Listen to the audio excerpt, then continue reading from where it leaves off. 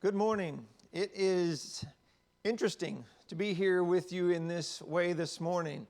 This is my first time to do this in this setting in a basically empty building. But either way, regardless, however you're here joining us, however you're joining us this morning, thank you so much for being here.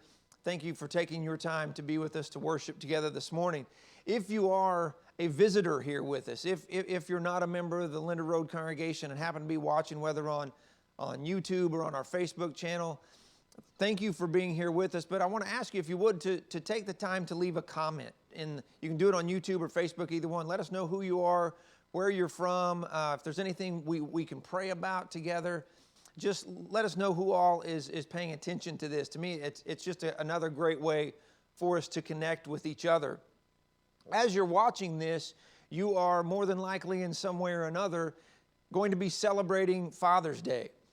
It seems a little bit awkward for me as a father to do this, but even as a father, let me join in the good wishes and say to all of our dads, but in particular to those who are working every day to be great examples, pointing their kids in the right direction, pointing them toward God. Happy Father's Day. Thank you for all you do. To my dad, if you're watching this, I hope you're watching this. Happy Father's Day to you. Sure love you a bunch. Whatever you do today, dads, enjoy your day with your family. I don't know what you're going to do. There's no sports to watch. So, I mean, that kind of eliminates what I usually do on Father's Day. It's my day to watch the NBA playoffs or whatever in the normal world used to be on. But I don't know what you're going to, maybe you're going to sit together with your family and watch a movie. If that's the case, let me offer you some suggestions. Maybe it is that what you'd like to do is sit down and watch a scary movie. Maybe you'd like to go back to a movie that really started or kind of fashioned an entire genre of creepy movies. Alfred Hitchcock's great movie, Wimpy. Or maybe you're an 80s person. Maybe you would rather watch something funny from the 80s. In that case, let me recommend to you Spielberg's great movie, Spaceman from Pluto. Just a great, funny movie, all sorts of, that has reflected on our culture for years ever since. Or maybe you want to go back even further than that. Maybe you're an old black and white film type person. Maybe you want to watch something like the great Bogey and Bacall classic, Everybody Comes to Rick's. Well, obviously, you don't know those movies by those titles. See, those were titles that were suggested, but then thankfully rejected for movies that did become classics. Hitchcock's was Psycho. No thanks. But that's the title that we know it at. Of course, Spielberg's was Back to the Future. And then the great Bogart and Bergman, not Bacall. The great movie, Play It Again, Sam, was, of course, Casablanca. Much better, right? Much better titles, titles that we really associate with. See, the thing about a title for a book, for a movie, for a story, it kind of points us in the direction we ought to be thinking. It's what we associate with. It tells us what this is all going to be about. It cues our brains to look for specific things. It kind of cues us to what are the details that we ought to be paying attention to. The Bible does the exact same thing. If you have your Bible, whatever you're using, go ahead and open your Bible to Luke chapter 15. In Luke chapter 15, you probably see in your Bible 3 different sections. The third section, you probably have the title over that section, The Parable of the Prodigal Son. The title itself, again, the title of course, not provided by the Holy Spirit, the title provided by the publisher of your particular Bible, points us to focus on, of course, the Son.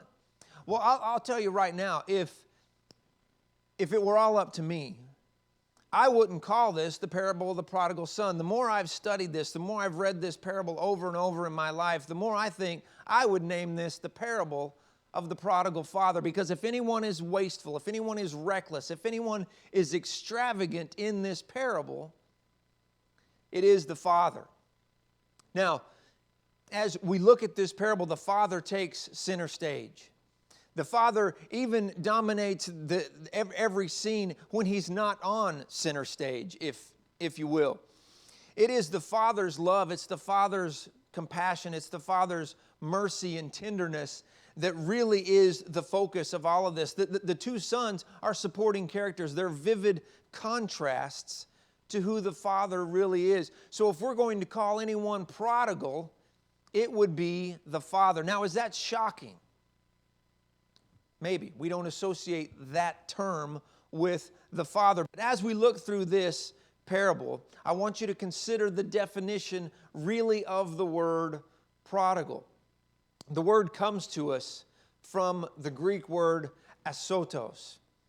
And it comes from verse 13 where it says the son went off into wild living or reckless living, whatever your translation might say. And when we look at that word, we look at that term from a biblical perspective. This is a shot from Bible Hub, from BibleHub.com. And you can see some of the words that are used here. The word wastefully, the word extravagantly, the word profligate. All words that really define what this term prodigal or the word asotos really means. But if we're even going to look just for a modern day definition, we could look at dictionary.com. And you could see the same type definitions. Wastefully or recklessly extravagant, giving or yielding profusely, lavishly abundant. Again, profuse, the idea of a person who spends or has spent his or her money or substance with wasteful extravagance. Those are the terms that really define what prodigal means. It's terms that when we look at this, it's flamboyant, extravagant, lavish. It is unrestrained, profligate, copious, words I don't even use. But those are the words that really describe what prodigal truly means. And as we examine this greatest Father I think literature has ever given us, as we examine this Father, we'll see that the word prodigal describes the Father way more than it describes the sons. See, Jesus' parable that He gives, in fact, all three of these parables are given in response to the Pharisees' accusations or the Pharisees' problem that they have with Jesus, that He spends time with sinners. So Jesus uses these parables to amplify, maybe, what in fact is the entire storyline of the whole Bible. It is the incredible love. It is the unrestrained grace and mercy that God has for His people. And it's even more impactful when we realize this is a story told by Jesus, who's named Emmanuel, who is named God with us. This is God in the flesh telling this story about who God is. See, Jesus uses this to tell us a story about God more than He does about these two sons. See, we ask, what is God like? How do we get to know who God is? How do we define who God is? Well, look at the Father in this parable. We just sang, "Behold our God." Behold our God. He's right here in this parable. He's right here. Jesus paints this picture for us. And in this picture, what we see is what God is doing for us, will do through Jesus, what He continues to do in our lives. We know it will eventually mean the cross, but it doesn't even end there. It continues to us to this very day. Is that wasteful? Is that lavish? Is it extravagant? Is it excessive? Yes, it is, especially when you consider who we are and how we often respond to what God has done for us. What do we do to deserve this prodigal act of grace and mercy? Nothing. That defines prodigal. See, we need love, we need forgiveness, we need reconciliation more than we need the air that we breathe, more than we need the food that we eat. And God provides that for us in spite of who we are. That is prodigal defined. And Jesus will use this parable to introduce us to a greater understanding of who God the Father is, who our Father really is. So today, as we celebrate fathers, let's truly celebrate this great prodigal Father. And I want us to look at these evidences that really show that it is God or this Father who meets the definition of prodigal in this parable. See, the drama has barely even begun when we see the first evidence of this father being really the prodigal. We see this father is extravagantly approachable. See, look at chapter 15, verse 11. Chapter 15, verse 11 begins with a certain man had two sons. Notice it does not say a certain man had a brother and a father. The father is the focus right off the bat. This is about the father. He says, this certain man has two sons. And then we have to wonder, what sort of man must he be that his son has the courage to go to him with his request here in verse 12. Verse 12 says, the younger of them said to his father, Father, give me the share of the estate I have coming to me. But see, you have to think, the son must have known how the father was going to answer. He must have known that this man that is his father is such a good man that he can take this ridiculous approach to him and not be rebuked and not be slapped down. But he goes to his father and he requests for his inheritance. But what does he do? He keeps his real agenda hidden. He doesn't say, give me my share of the inheritance so I can go off and live like a crazy person. He doesn't say that. That's his plan, but he doesn't share that with his father. And we have to wonder, what would make this son want to leave in the first place? It seems like he has a pretty good life.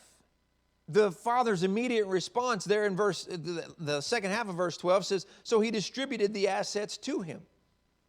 There doesn't seem to be a hint of harshness. There doesn't seem to be any sort of living under a dictatorship. The image that we get is this father was benevolent to his sons, that they were allowed to live in his riches and have a pretty good life. Now, let's parallel that to us. Think about what we have, our inheritance, if you will, from our Father.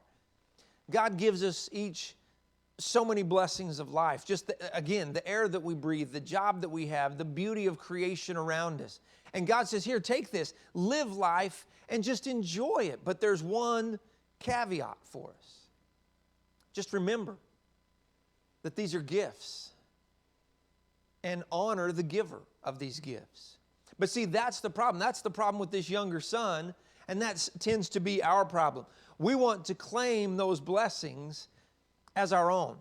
We want to say, we want to live in this lie of the things that I have achieved from my own creativity. I have achieved from my own work, my own hard work, my own desire, my own drive. What we see in this son is the same thing with us. What it's hard for us to realize is that we couldn't breathe a breath, we couldn't earn a dime if it wasn't for our Father blessing us. This son has the audacity to go to his father and say, give me what's mine. And what he doesn't say, but he will say later to the older son, has to kind of resonate already in this scene. He says, all that I have is yours. The son seems to have a pretty good life, but he wants what he wants. And we sometimes do the same thing. We want to live our own lives. We want to prove ourselves, maybe even to ourselves. We want to be the one thing that we can never be. We want to be the God over our own lives. But there even seems to be more to it than that with this son. It seems like maybe he wanted to get out because what he could not emulate, he had to eliminate. That's a great line. It's not from me. I stole that from the late theologian John Lloyd Ogilvie. But it's a great line. He couldn't emulate his father, so he had to eliminate. In his eyes, he could never live up to what his father was. He wanted to go live how he wanted to live. He didn't want to live to his father's standard. He wanted to go live in his way. He thought, I'd rather do it myself, go live by myself, than live by his rules. Now, there's a basic word for that, and that word is sin. It's that desire to be independent of God. It's that desire to live how I want to live, to do what I want to do, to separate myself from having to follow God's rules, if you will. So the son says in his mind, I can't live up, so he says, I'll live elsewhere. He says, I can't be, I can't live like this man wants me to live, so I am out of here. This is not the life I want to live. So he decides to ask for his inheritance. Now, it's here where we get to this second evidence, if you will, of the father being the prodigal. We see the evidence of prodigal love in the father's, what I call his reckless release. It's hard for me to think about this, really, as a dad, as a father. But what does the father do? He let him go. Can you imagine, parents, can you imagine that? Can you imagine just saying your child comes to you with this request, which, as you probably all heard, what he's basically telling his father is, I wish you were dead, give me what's mine.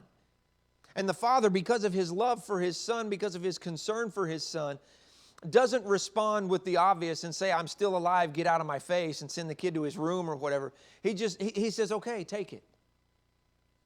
Take it and go. And you can imagine the heartbreak. You can imagine the questions left unasked, the statements left unsaid, as the father watches his son take off down the road and walk away. And you have to ask yourself this question. Does the son know that he's breaking his father's heart? But be careful before you answer that. Because thinking of all the symbology here, answering that question requires that we dig a little bit deeper and we get a little bit personal. Because if we're going to be quick like I am, I'll be straight with you. When I asked this, did he know he's breaking his father's heart? My response is he had to know. But then the question we have to ask is, do we know? Do we know that when we walk away from God, when we reject God's law for our lives, when we decide we want to do what He did and go live how we want to live, do we know that we're breaking God's heart? See, the son leaves and he goes off into what is described in many translations as the far country. When we turn our backs on God, when we resist God, when we refuse to follow God, we go into a far country of our own. We find ourselves, some of us, maybe it is that we pack up our share of the inheritance, if you will, and just leave, and we just turn our backs on God. Others leave in 1,000 little ways and find themselves in even if, whether it's the blatant leaving or just the gradual leaving, we find ourselves in a life that is fractured from God. See, this far country is the realm of rebellion. It's the place that we want to be because we want what we want. It may be a total rejection of faith, but it may just be that our relationships, our priorities, our distractions just get us to where we just slowly drift away from God. Either way, they're both aspects of those who have chosen to go live in the land of I'm going to do this myself. See, the far country comes in many forms. It's easy to look at this younger son and identify him with the bad people, to look at to say this is a representative of the drunks, the addicts, the people who are just the bad people. Because those are so easy to identify in this son. The son leaves with a very decisive departure. For many of us, though, it isn't that blatant. It isn't those bad people, those bad things.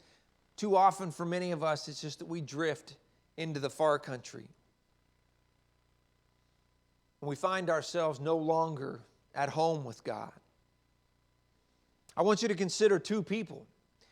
Consider the person who's living on the streets, the person who has given their lives over to drugs, given their lives over to alcohol or some other addiction, has severed relationships with family and friends and a job, and is at the bottom of life. And compare that to the person who's at the top of life, who has success, who has money, who has wealth, who has attained, and still has no need for God. Both are in the far country still. Both have made a home away from God. We do that when we find anything to fill the place that should be reserved for God. See, this son didn't leave for a wild weekend on the town. This son, in his mind, he had left the father for good. He was going to begin a new life. He was going to go live life the way he chose to live. It's easy for us to leave this as his story. But too often this hits home, doesn't it? Too often we can see ourselves in this son. Too many of us have rejected the great blessings of being in our Father's house, if you will, and are living in a frantic search for meaning, for purpose, for definition.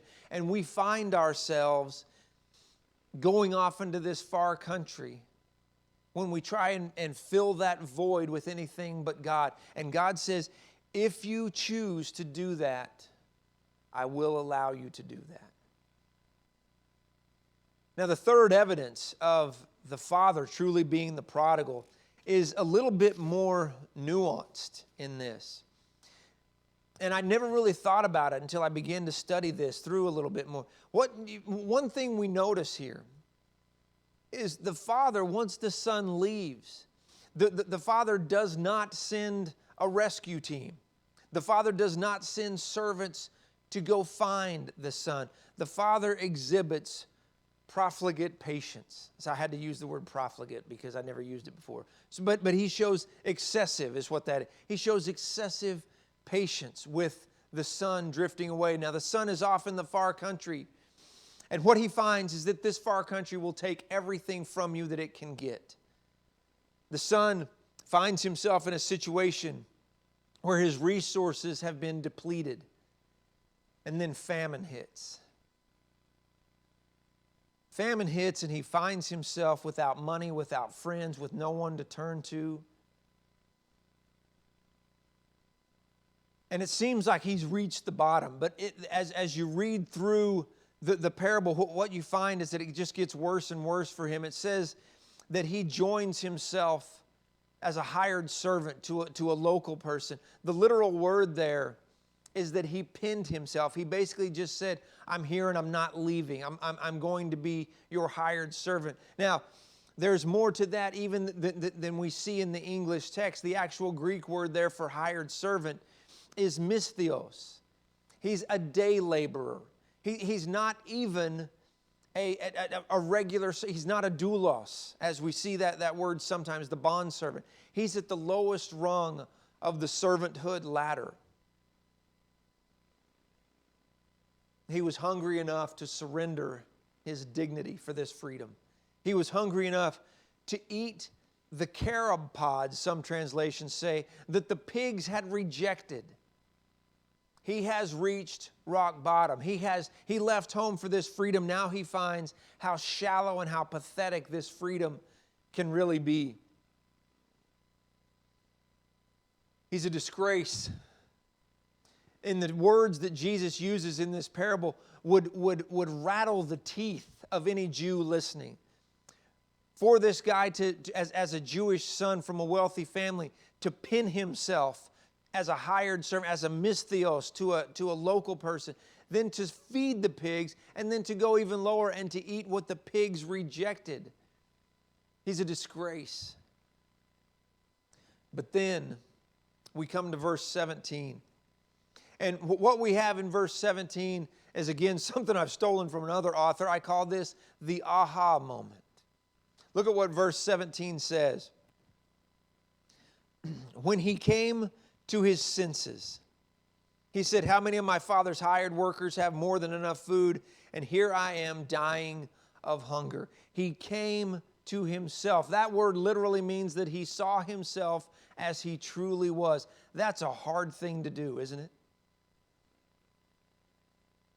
It's a hard thing to take a real look at ourselves, to look in the mirror and see who we really and truly are. It's not easy to take an honest look at ourselves, especially when we know we're in this far country. It's frightening for me to face the real me sometimes. And that's what this son does. He comes face to face with the reality of what he's done. And often, just like what happened to him, it takes a tragedy. It takes reaching a low spot in life. It takes a disintegration of all those walls of self-satisfaction that we've built up. And then we can really see who we really are. And it implies that we see ourselves.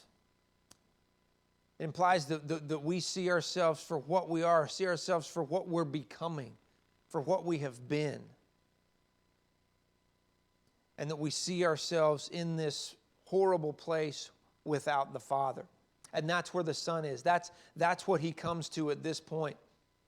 And he realizes, why am I doing this? Why have I chosen this? You know, I hear often people ask the question, do you think God sends difficulties to our lives? And I guess my answer to that is, why would he? Life sends enough. Life sends enough difficulties our way. And it's when we're in these times, when we're at those points where we find ourselves coming face to face with who we really are and whatever our situation is, we sometimes cry out to God. We say, what's the meaning of this, God? Why is this happening to me? And like this Father, God sits patiently and waits for us to come to the realization that our question should be, is what's the meaning in this for me, God? What can I learn from this? How can I make my relationship with you better because of this situation? And it is at this point where we come to our senses and we realize how much better things could be. Look at what the Son says there in verse 17. When he came to his senses, he says, how many of my father's hired workers have more than enough food? And here I am dying of hunger. Verse 18, he says, I'll get up, I'll go to my father and say to him, Father, I have sinned against heaven and in your sight. I'm no longer worthy to be called your son. I don't even deserve the title. Make me like one of your hired workers. See, loneliness apart from the Father sets in. The realization of that life without the Father is no life at all. Scottish author Laura Marnie has said this is her quote, no matter who you are or where you are, instinct tells you to go home. Motive doesn't really matter. It's instinct. You know you can go home. Hunger is what drove the Son. For us, it's usually a hunger that no food can satisfy. It's the desire to be back with the Father. It's a desire to realize that we need, when we really see ourselves, it's this desire to know that things can be better if I just return to my Father. And now the attention shifts back to the Father. As the attention shifts back to the Father, the Son has made this decision. He gets up and he heads back home. We find the Father wastefully waiting. What's the Father doing? Look in verse 20. Verse 20, so he got up and he went to his father. Don't miss this. But while the son was still a long way off, his father saw him and was filled with compassion. Do you see that? The Father saw him from a long way off. Now, you're not going to see something from a long way off unless you're looking for it in the first place. Now, I don't think the language here insinuates to us that what we're hearing, what we're seeing here is a coincidence. I think what we're to take is the Father spent hours, spent days looking off into the distance, waiting, watching to see if that son would return. Why would he do that? Because he never gave up hope that son would return. Now, continue there in verse 20. Think about what we're about to see here. Behold our God. This is God. The rest of verse 20 says this. He ran, threw his arms around his neck, and kissed him. Whatever you think of God, whatever you think of fathers, whatever you think of being an ideal father, look at this man. Do not miss this. He runs to the Father. In his culture, it was reprehensible for an older man to run. Aristotle says great men never run in public. But to this father, when he sees his son, it's like a starter's pistol going off. And he takes off running to his son. There's no way you're going to keep him from his son when he sees him coming. He can't run fast enough to get there. I'll tell you what I take from this too, is I think the Father knows two things here. I think the Father, in His waiting, in His watching, has known that if the Son does come back, He's probably not, because of His immaturity, because of the character that He has seen in His Son, He knows He's probably not going to come back driving a big Cadillac as a successful businessman, if you will. He has to know that if my son comes home, it's probably going to be as a failure. It's probably going to be because he has nowhere else to go. But then he also knows, number two, that the whole town isn't going to be ready to accept his son. See, the whole town has to know what happened. And the whole town has to know this kid was a punk. You never should have given him his inheritance in the first place. And the father has to know that if this son does come back, this whole town isn't going to be very accepting. What they would think is he probably deserves death. So what does the Father do? He runs to the Son. Behold, our God. That's the picture Jesus paints for us. See, our God runs to us. Our return, our move, our step toward God unleashes this incredible infinite love, this show of infinite love, this response that only God can offer. He runs to us. What an incredible progression of lavish love. And you notice too, look at verse 21. You notice the son doesn't get to give his speech. Remember, he said, I had it all worked out. Then he said, verse 21, the son said to him, you can just imagine the son too, seeing his father come, he's going, I'm getting ready, I'm going to give it, here it comes. He says, Father, I have sinned against heaven and in your sight. I'm no longer worthy to be called your son. What does he not get to? He never gets to the hired servant part. And maybe it is that he just leaves it out, because maybe he comes to the realization that there's no way I can ever earn my way back into my Father's good graces. But maybe it is that the Father just cuts him off. Because the son comes and he gives that little part of the speech. But what we see is a father who doesn't reserve his love. He doesn't hold off until the son has some sort of act of restitution. He doesn't look at the son and keep him at arm's distance until he proves himself to be good enough. He just runs to his son. And he hugs him and he kisses him. This is the gospel. This is a succinct picture of the gospel. This is it in a nutshell. This is who God is. This is who God has always been. We could go back to 2 Chronicles chapter 7, verse 14, where God says to the people, and He says, and when my people who hear my name humble themselves, pray and seek my face and turn from their evil ways, then I will hear from heaven, forgive their sin and heal their land. We could look at Jeremiah chapter 29, verse 13, where God says, you will seek me and find me when you search for me with all your heart. God has always been a God who waits for His people to come and turn to Him. And He says, when you look for me, I am right here. I'll always be right here. That's the picture Jesus paints with this Father. When we decide to make that move toward God, the Father's invitation is simple. It's just come home. Come home. Let me ask you this. Have you ever been hugged and kissed by God? I mean, figuratively, have you ever been embraced? Have you ever seen God run to you and embrace you and love you? I have. Times when I've made dumb choices. Times when I've tried to live life my way. And have fortunately had that aha moment. I have seen and felt figuratively God's arms around me, God embracing me and hugging me and welcoming me home. I have, and I'm sure you have, at some point in life, experienced a running God. But it doesn't end there. Like they'd say on TV, but wait, there's more. Because not only does the Father welcome the Son home, because the Son is coming home, He's ready to bless the Son. He's ready to pour out more of this lavish love. Look at what He says. And imagine first, though, think about this fact. This is a rich guy with a lot of servants.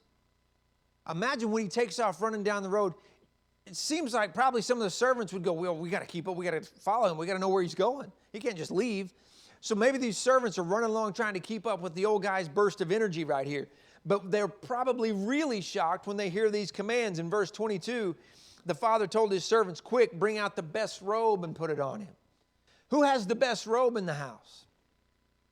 The Father probably has the best robe. See, this could mean one of about 3 different things. It could be the Father's robe that He says, bring out and put my robe on my Son. It could be that this is a robe that they've kept for a guest, for a special guest that is set apart to show honor to a guest.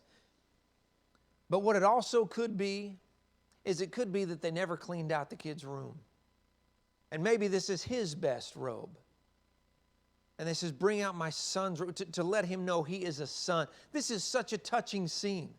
In whatever way you look at it, it's such a touching moment, but He doesn't stop there. He goes on and he says, put a ring on his finger. This is the signet ring. This is the sign of familial authority. This is Him saying, you are not a stranger. You're my son.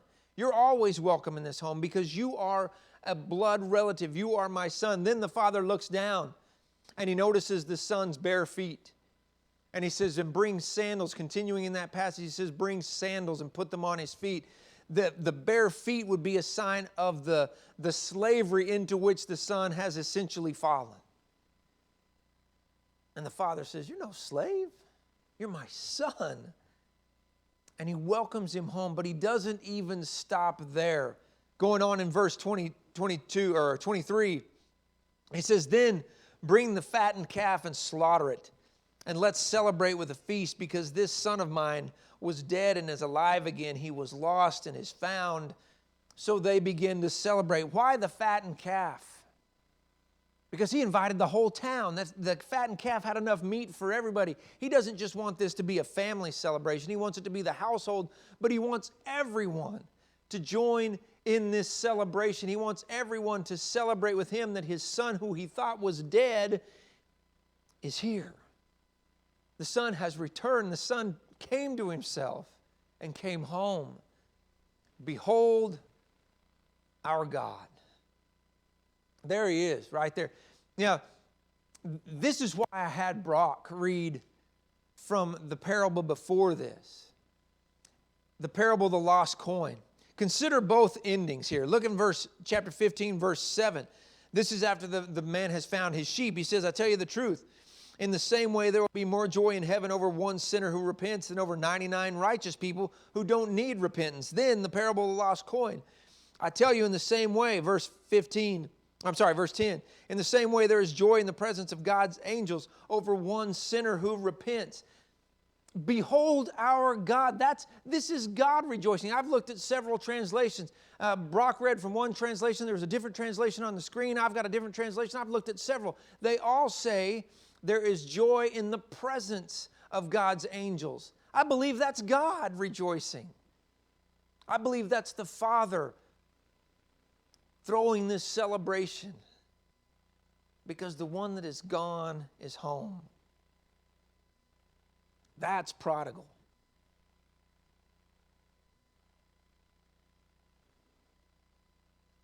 To know that we can give our God that kind of joy is incredible. And I wish this parable ended right here. But we have to deal with this. We know this parable points the finger at the Pharisees who have rejected God for their own self-righteousness. So we're introduced now at the end of this parable, and we have to deal with this uneasy ending. Because we read on, we find out the older brother has distanced himself from the father just as much as the younger son.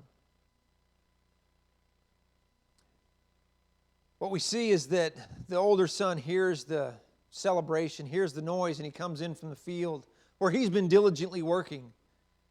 And he asks what the deal is, and the servant tells him that your brother's back. But the older brother refuses to go in. And look at the exchange he has with his father here in verse 28. Verse 28, it says, then he became angry and didn't want to go in, so his father came out and pleaded with him. But he replied to his father, look, I've been slaving many years for you, and I've never disobeyed your orders, yet you never gave me a goat so that I could celebrate with my friends. But when this son of yours came, who has devoured your assets with prostitutes, you slaughtered the fattened calf for him. With this statement, we see a couple of things with this son. He considers himself a slave. That which the younger son was ready to become, the older son already thought he was. He says, I've been a slave. I've been doing all the right things. I've been working for you, and you've never given me anything. And notice what he says, the second thing. He says, you've never given me even a goat to celebrate with my friends. He doesn't want anything to do with the father and those people. He doesn't want anything to do with the father and his friends in this household. He says, I wanted something for myself, and you never even gave me that. And the father's incredible response is seen here in verse 31. Son, he said to him, you are always with me, and everything I have is yours. But we had to celebrate and rejoice, because this brother of yours was dead and is alive again, and he was lost and is found. Now, that's where it ends. But I want to submit to you this morning that I believe Jesus is doing something intentional with this. The method Jesus uses in this story was a very common method in his day. It's called the chiastic storytelling. It's a chiastic method, that something happens and then there's a response to it. Then something happens again and there's another response to it. This story leaves something open. It's almost like if you consider the scale, the music scale. We sing do, re, mi, fa, sol, la, ti. And if I don't finish, you're like going, do the last thing. You got to do the do at the end, right? That's what happens with this parable. Jesus leaves it unfinished. He says, he gives this picture, he gives this account of the brother. And we know what happens with the younger brother. The younger brother's gone off, and then he's come back, and he's admitted he was lost, and he has an account or a confrontation with his father, and it ends. Well, then the younger brother's upset, and he has the confrontation with his father. But it doesn't end. See, the older brother is just as lost as the younger brother. See, I believe all of us have a little bit of the younger brother and a little bit of the older brother in us. There are some of us, as I mentioned at the beginning of this, there are some who just walk away and say, I'm taking what's mine and I don't need God's rules. But then I think maybe in a setting like this, a setting with church people, with Christians, maybe we can relate to the older brother a little bit more sometimes. We do all the right things. I'm there all the time. I'm in worship when I'm supposed to be. I go to class. I do all the right stuff. But we have these wounds maybe from other younger siblings, if you will, where our service to God and our devotion to God has become rote, has become just this thing we do. We're checking all the boxes, and there's no real love for the Father. There's no real appreciation of the home that we have with the Father. So what's missing here at the end? That's the point Jesus leaves out. And he leaves that for his listeners to decide. He leaves that for the Pharisees. The Pharisees have to figure out at this point that they're the older brother. That they're the ones who, in their minds, have always been there for God, have always done the right thing. Yet they have no love for those other brothers and sisters, those other Jews who have turned to Jesus, who have turned to follow Jesus. They have no desire to be part of the celebration that more and more are coming to know who Jesus is. So how does it end? How do we come to the conclusion, to reconcile this story? Well, if you were to add a verse or two to the end of this, the way this could end is, so therefore the older brother attacked his father and beat him and scourged him and drug him off to a place of public execution. See, the reality of this is that the way this parable technically really ends is with the Father, with God in the flesh, hanging on a cross. Behold our God. Behold the man upon the tree. My sin upon his shoulders. Now see, we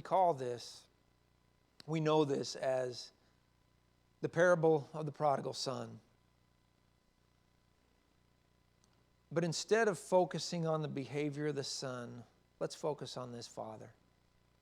Let's focus on the extravagant love this father shows. Not to just the younger son, but to the older son, because he tells him, everything I have is yours. That is an open invitation. He's telling the older son, please stay, please be a part of this. The father isn't a bad person. He's not prodigal like we think of the term, but he is extravagant in his love to both sons. He does offer more than would ever be expected. He loves him. He loves both sons, not because of what they are, but because of who he is. Do you see what Jesus is doing with this? He's showing us a picture. He's communicating to every single person who ever wanted to take one step toward God, to let us know that God doesn't just sit back and wait. God's not stand out. When we make that move toward God, He runs to us and He hugs us and He embraces us and He kisses us and He welcomes us and He bestows all these great gifts on. He doesn't wait until we're good enough. The reason that we can even make that turn to God, the reason we can even ask for forgiveness is because we know who God is. We know that He is this great Father. So as you celebrate your Father's Day today, I want to encourage you to reflect for just a moment on this Father. Jesus paints this picture for us to show us how much love our Father has for us. No matter what we've done, no matter where we are, our Father's waiting and watching for us to turn and come home. Whatever coming home means to you, your Father's waiting and He's ready to run to you. If there's anything that we can do for you, again, use the comment section below on however you're watching this, or reach out to us, give us a phone call, send us an email through the website, whatever you need to do. But more than anything, know that God's reaching out to you. God is waiting for you. God's waiting to embrace you and love you and welcome you back home. Or maybe welcome you home for the first time. Take care of yourselves. Be back with us again at 6 o'clock. Lord willing, we'll see you all July 5th. Take care of yourselves, and God bless.